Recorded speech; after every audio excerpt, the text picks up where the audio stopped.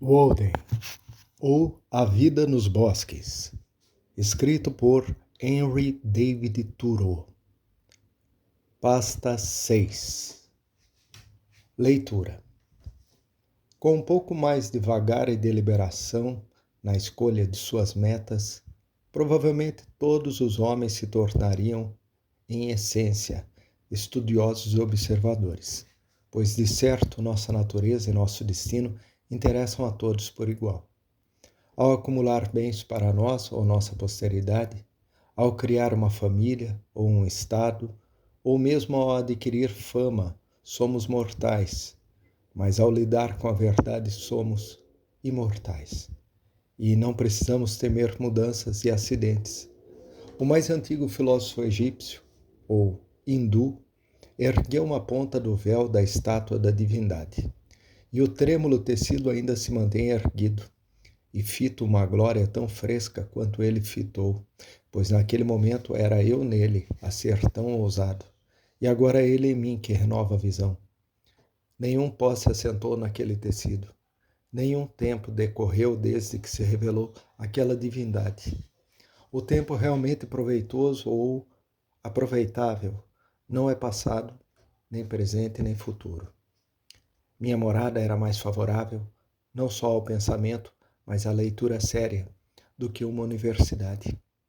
Embora estivesse fora do raio da biblioteca circulante normal, mais do que nunca eu entrara no raio de influência daqueles livros que circulam pelo mundo, cujas frases foram escritas pela primeira vez em casca de árvore e que agora são meramente copiadas de tempos em papel de tecido. Diz o poeta Mir Kamar Uddin Masti: percorrer sentado a região do mundo espiritual, tive essa vantagem nos livros. Embriagar-me com uma única taça de vinho, experimentei esse prazer ao beber o licor das doutrinas esotéricas. Mantive a Ilíada de Homero em minha mesa o verão inteiro, embora olhasse suas páginas somente de vez em quando. O trabalho incessante com as mãos de início, pois tinha de acabar minha casa e carpir meus feijões ao mesmo tempo, impossibilitava maiores estudos. Porém, eu me sustentava com a perspectiva dessa leitura do futuro. Li 1 ou 2 livros de viagens superficiais nos intervalos do meu trabalho, até que essa atividade me deixou envergonhado de mim mesmo e perguntei onde é que, afinal, eu vivia. O estudioso pode ler Homero ou Ésquilo, em grego, sem risco de luxo ou dissipação, pois isso implica que, em alguma medida, ele emula seus heróis e consagra horas matinais às suas páginas. Os livros heróicos, mesmo impressos no alfabeto de nossa língua materna, sempre estarão numa língua morta para tempos degenerados. E precisamos buscar laboriosamente o significado de cada palavra e verso, conjecturando, a partir da sabedoria, do valor e da generosidade que tivermos, um sentido mais amplo do que permite o uso comum. A imprensa moderna, fértil e barata, com todas as suas traduções, pouco tem feito para nos aproximar dos autores heróicos da antiguidade. Eles parecem tão solitários e a letra em que estão impressos tão rara e curiosa como sempre. Vale a pena gastar horas preciosas e dias juvenis para aprender algumas palavras de uma língua antiga, que são alçadas da trivialidade das ruas para se tornar fonte perpétua de sugestões e estímulos. Não à toa o agricultor lembra e repete as poucas palavras em latim que ouviu. Os homens, às vezes, falam como se o estudo dos clássicos tivesse aberto caminho para estudos mais modernos e práticos, mas o estudante aventuroso sempre estudará os clássicos, em qualquer língua que possam estar escritos, por mais antigos que possam ser. Pois o que são os clássicos, senão o registro dos pensamentos mais nobres do homem? São os únicos oráculos que não caducaram. E há neles respostas à mais moderna indagação que Delfos e Dodona jamais deram. Se fosse por isso, também poderíamos deixar de lado o estudo da natureza, só porque ela é antiga. Ler bem, isto é, ler livros verdadeiros com espírito verdadeiro, É um exercício nobre, que exigirá do leitor mais do que qualquer exercício valorizado pelos costumes do momento. Requer um treino como o dos atletas, a dedicação constante quase da vida toda a esse objetivo. Os livros devem ser lidos com a deliberação e a reserva com que foram escritos. Tampouco basta falar a língua daquela nação em que estão escritos, pois há uma distância considerável entre a língua falada e a língua escrita, a língua ouvida e a língua lida. Uma geralmente transitória, um som, uma fala, um dialeto apenas, quase animal, que aprendemos inconscientemente, como os animais, com as nossas mães. A outra é sua experiência e amadurecimento. Se aquela é nossa língua materna, esta é nossa língua paterna, uma expressão seleta e reservada, significativa demais para se entender de ouvido, que requer renascermos para aprendê-la. As multidões que simplesmente falavam o grego e o latim na Idade Média não estavam capacitadas pelo acaso do nascimento a ler as obras de gênio escritas nessas línguas, pois não estavam escritas naquele grego ou latim que conheciam, e sim na linguagem seleta da literatura. Tais homens não tinham aprendido os dialetos mais nobres da Grécia e de Roma, e o próprio material em que estavam escritos não passava de refúgio para eles, e preferiam a literatura contemporânea barata. Mas quanto as várias nações da Europa passaram a ter línguas escritas próprias, mesmo rudimentares, suficientes apenas para os propósitos de suas literaturas nascentes, o saber originário renasceu, e os eruditos tiveram condições de perceber àquela distância os tesouros da antiguidade. O que a multidão romana e grega não sabia ouvir, após o decorrer dos tempos, alguns eruditos liam, e alguns poucos eruditos ainda hoje leem. Por mais que possamos admirar os ocasionais rompantes de eloquência do orador, as mais nobres palavras escritas geralmente estão muito além ou acima da linguagem oral fugidia, tal como o firmamento com suas estrelas está além das nuvens. Lá estão as estrelas, e os que sabem podem lê-las. Desde sempre os astrônomos observam e comentam os astros. Não são exalações como nossas conversas diárias e o hálito que se evapora. O que se chama eloquência no fórum geralmente é retórica no estudo. O orador se entrega à inspiração de uma ocasião passageira e fala à multidão diante dele, fala aos que podem ouvi-lo, mas o escritor, que tem como ocasião sua vida mais constante e que se distrairia com o momento e a multidão que inspiram o orador, fala ao intelecto e ao coração da humanidade, a todos em qualquer época que podem entendê-lo. Não admira que em suas expedições Alexandre levasse a Ilíada dentro de um estojo precioso. Uma palavra escrita é a mais valiosa relíquia. É algo ao mesmo tempo mais íntimo e mais universal do que qualquer outra obra de arte. É a obra de arte mais próxima da própria vida. Pode ser traduzida para todas as línguas, e não só lida, mas realmente soprada por todos os lábios humanos. Representada não só na tela ou no mármore, mas esculpida no próprio sopro da vida. O símbolo do pensamento de um antigo se torna a fala de um moderno. 2000 verões conferiram aos monumentos da literatura grega, como se fossem de mármore, apenas um tom dourado e outonal mais maduro, pois levaram sua atmosfera serena e celestial a todas as terras, para protegê-los contra a corrosão do tempo. Os livros são o tesouro do mundo e a digna herança de gerações e nações. Livros, os melhores e mais antigos, podem ocupar com todo direito e naturalidade as prateleiras de qualquer morada. Nada pleiteiam para si, mas, na medida em que esclarecem e sustentam o leitor, o bom senso dele não o recusará.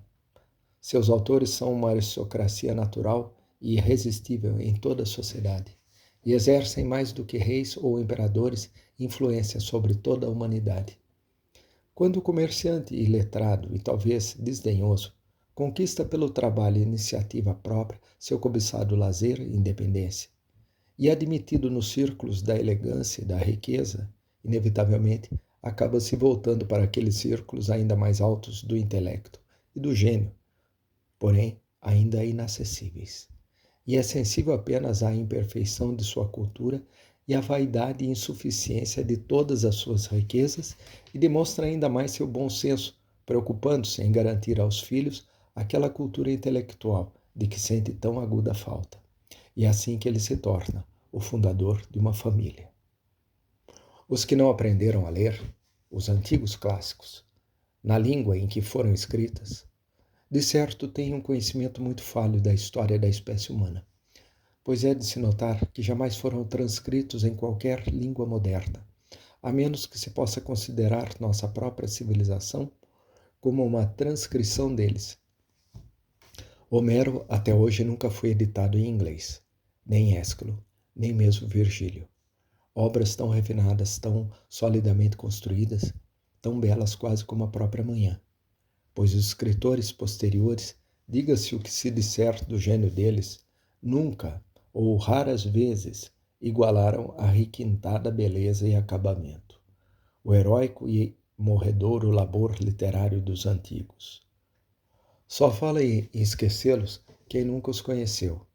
Não será tarde para esquecê-los quando tivermos a erudição e o gênio que nos permitam frequentá-los e apreciá-los. De fato, rica será a época em que essas relíquias que chamamos de clássicos e as escrituras, ainda mais antigas e mais do que clássicas, mas ainda menos conhecidas das nações, forem ainda mais entesouradas quando os Vaticanos estiverem repletos de Vedas, Zendavestas e Bíblias, de Homeros, Dantes e Shakespeare, e todos os séculos vindouros tiverem depositado sucessivamente seus troféus no Fórum do Mundo. Com tal pilha, finalmente podemos ter a esperança de escalar o céu. As obras dos grandes poetas ainda nunca foram lidas pela humanidade, pois apenas grandes poetas sabem lê-las. Têm sido lidas como a multidão lê as estrelas, no máximo astrologicamente, não astronomicamente. Mesquinha conveniência prende os homens a servir quando aprendem a ler para manter as contas em dia e não ser logrados no comércio. Mas a leitura como nobre exercício intelectual, pouco ou nada sabem. E, no entanto, só é leitura em sentido elevado, não aquela que nos embala como um luxo e permite que as faculdades mais nobres adormeçam, e sim aquela que temos de ficar na ponta dos pés para ler e a qual devotamos nossas horas mais espertas e alertas. Penso que, tendo aprendido as letras, deveríamos ler o que há de melhor na literatura, e não ficar eternamente repetindo nossos beabás e monossílabos no quarto ou no quinto ano, sentado a vida inteira nos bancos mais baixos da fila da frente. Os homens, a maioria, já se dão por satisfeitos em saber ler ou ouvir ler, talvez convencidos pela sabedoria de um único bom livro, a Bíblia, condenados pelo resto da vida a vegetar e a dissipar suas faculdades na dita versão fácil de ler, easy reading. Existe uma obra em vários volumes em nossa biblioteca, circulantes, chamada Little Reading, um pouco de leitura, que achei que se referia a uma cidade que jamais visitei. Existem aqueles que, como comorões e avestruzes, conseguem digerir todo esse tipo de coisa, mesmo depois das mais lautas refeições com carnes e legumes, pois não admitem desperdiçar coisa alguma. Se outros são as máquinas que fornecem tais acepipes, estes são as máquinas de leitura. Leem a nona milésima história de Zebulão e Sefrônia, e o quanto os dois se amaram como nunca ninguém tinha amado antes, e como jamais um verdadeiro amor correu tão bem, ou pelo menos correu, tropeçou, levantou e continuou. Como um pobre desgraçado que nunca tinha subido nem num campanário, subiu na agulha de uma torre, e então, tendo desnecessariamente posto o sujeito ali, o romancista, todo feliz, bate o sino para chamar todo mundo, que se reúne e diz: "Ó, que coisa! Como que ele vai descer dali?" Quanto a mim, penso que melhor fariam se, metamorfoseassem todos esses aspirantes a heróis do romance universal em cataventos humanos, tal como antigamente colocavam os heróis entre as constelações e lá os deixassem girando até se enferrujar, sem descer para vir incomodar as pessoas de bem com suas travessuras. Da próxima vez em que o romancista tocar o sino, não vou me abalar nem que a igreja arda em cinzas. O Pulo do Salto a Saltinho, um romance da Idade Média, do famoso autor de O Tonto Tantã, a sair em capítulos mensais. Enorme procura. Não venham todos ao mesmo tempo. Tudo isso eles leem de olho arregalado e uma curiosidade viva e primitiva, como uma moela incansável, cujas corrugações ainda nem precisam de mó para se afiar. Como algum aluninho de 4 anos de idade com sua edição de 2 tostões da Cinderela com capa dourada. Sem nenhuma melhora que eu consiga ver na pronúncia, no acento ou na tônica e nenhuma habilidade maior em extrair ou inserir a moral da história. O resultado é o embotamento da vista, a estagnação da circulação vital, um amolecimento, uma aperta geral de todas as faculdades intelectuais. Esse tipo de pãozinho confeitado é assado diariamente em quase todos os fornos, e mais laboriosamente do que um pão de trigo integral ou misto de centeio com milho, e tem vendas mais garantidas. Os melhores livros não são lidos, nem por aqueles que são tidos como bons leitores. No que consiste a cultura de nossa concórdia? Salvo raríssimas exceções, nesta cidade não existe o gosto pelos melhores livros, ou nem mesmo pelos bons, sequer da literatura inglesa, cujas palavras todos sabem ler e soletrar. Mesmo os homens que cursaram a universidade tiveram uma educação dita liberal. Aqui e em outros lugares, pouca ou nenhuma familiaridade têm com os clássicos ingleses. E quanto ao registro da sabedoria da humanidade, as Bíblias e os clássicos antigos, acessíveis a todos os que queiram conhecê-los, é mínimo o esforço em se familiarizar com eles, em qualquer lugar.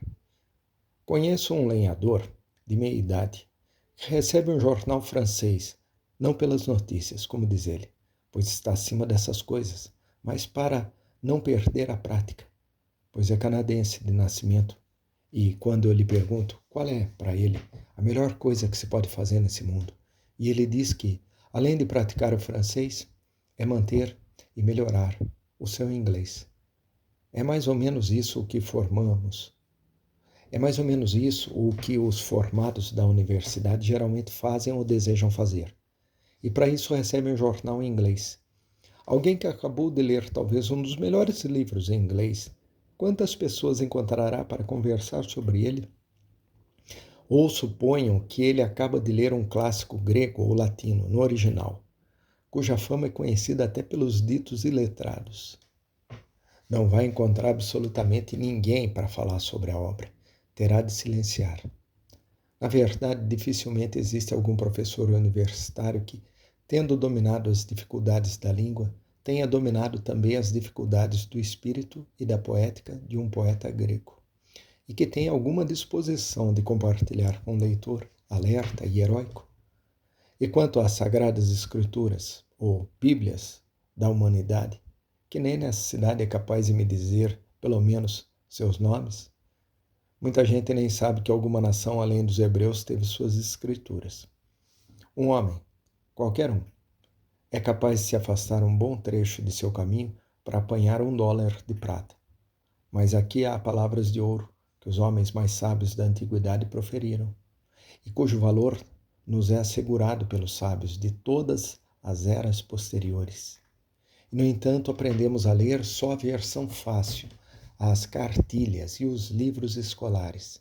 E quando saímos da escola, um pouco de leitura e livros de historietas, que são para meninos e principiantes. E nossa leitura, nossa conversa, nosso pensamento ficam todos num nível baixíssimo, próprio apenas para pigmeus e bonecos. Aspiro a conhecer homens mais sábios do que tem produzido o nosso solo de concórdia, cujos nomes mal são conhecidos. Ou vou ouvir o nome de Platão e nunca lerei o livro dele, como se Platão morasse aqui na mesma cidade e eu nunca o visse. Meu vizinho de porta e eu nunca o ouvisse falar ou nem prestasse atenção à sabedoria de suas palavras. Mas como é que é isso? Seus diálogos, que contêm o que havia de imortal nele, estão na prateleira ali adiante e mesmo assim nunca li. Somos subdesenvolvidos, atrofiados, iletrados. E nesse aspecto confesso que eu não faço nenhuma grande diferença entre o analfabetismo do concidadão que não sabe ler uma letra e o analfabetismo daquele que aprendeu a ler apenas coisas para as crianças e inteligências fracas. Devemos ser tão bons quanto os valorosos da antiguidade, mas em parte isso consiste, primeiro, em saber quões bons eles eram. Somos uma raça de chapins. Em nossos voos intelectuais, não subimos muito acima das colunas do jornal. Nem todos os livros são tão obtusos quanto seus leitores. Provavelmente existem palavras exatas sobre nossa condição, as quais, se realmente conseguíssemos ouvir e entender, seriam mais saudáveis para a nossa vida do que a manhã ou a primavera. Possivelmente dariam um novo aspecto à face das coisas que vemos. Quantos homens marcaram a data de uma nova época em suas vidas com a leitura de um livro? Talvez exista o livro que nos explique nossos milagres e nos revele outros. As coisas atualmente inexpressáveis, talvez as encontremos expressas em algum lugar.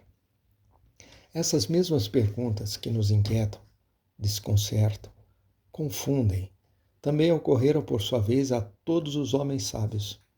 Nenhuma delas foi omitida, e cada qual respondeu a elas com suas palavras e a sua vida, conforme sua capacidade. Além disso, com a sabedoria aprenderíamos a liberdade, a liberalidade.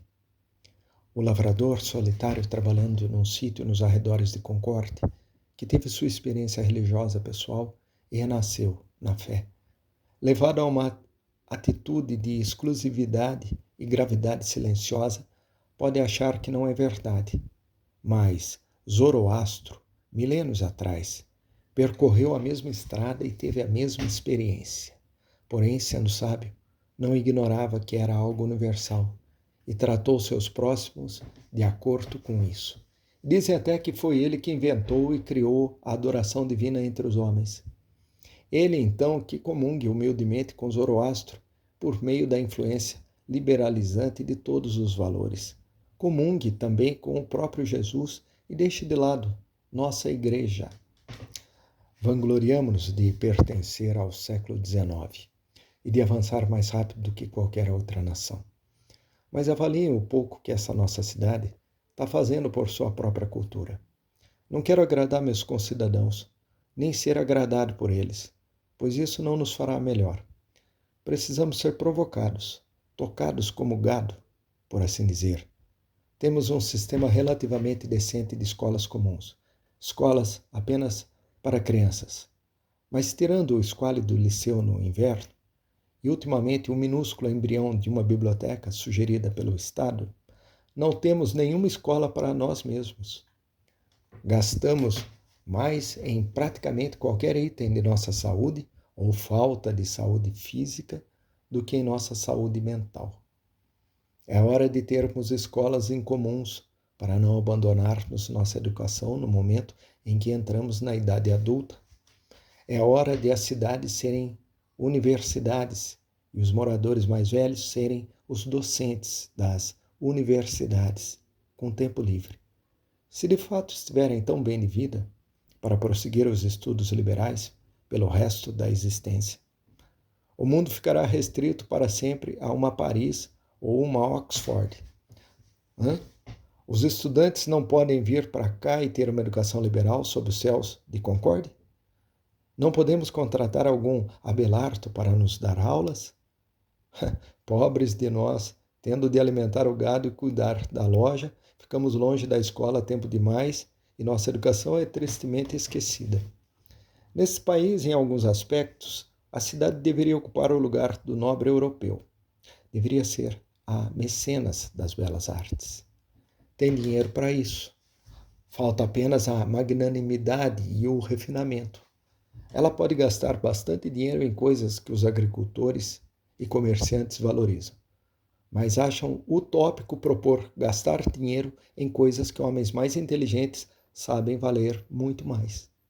Essa cidade gastou $17.000 com um prédio da prefeitura, por fortuna ou por política, mas provavelmente nem em 100 anos gastará tanto assim com o espírito vivo, a verdadeira carne a colocar dentro daquela casca. A contribuição anual de $125 para um liceu no inverno é mais bem gasta do que qualquer outra soma arrecadada na cidade. Se vivemos no século XIX, por que não poderíamos gozar das vantagens que o século XIX oferece? Porque nossa vida haveria de ser provinciana em todos os aspectos. Se lemos jornais, por que não pular para os mexericos de Boston e pegar de uma vez o melhor jornal do mundo, em vez de ficar tomando a papinha insípida dos jornais de família, manducando os brotos dos ramos de oliveira e folheando as páginas dos Olive Branches aqui na Nova Inglaterra? Que nos cheguem os anais de todas as sociedades de estudos e veremos se elas sabem alguma coisa. Por que deixaríamos que Harper Brothers e a Reading Company escolhessem nossa leitura? Tal como o nobre de gosto cultivado se cerca de tudo que contribui para a sua cultura: gênio, erudição, espírito, livros, pintura, escultura, música, instrumentos filosóficos e coisas assim. A cidade também deveria fazer a mesma coisa. Não se resumir a um pedagogo, um pároco, um sacristão, uma biblioteca paroquial e 3 vereadores. Só porque uma vez nossos antepassados peregrinos passaram o inverno rigoroso com eles num rochedo desolado.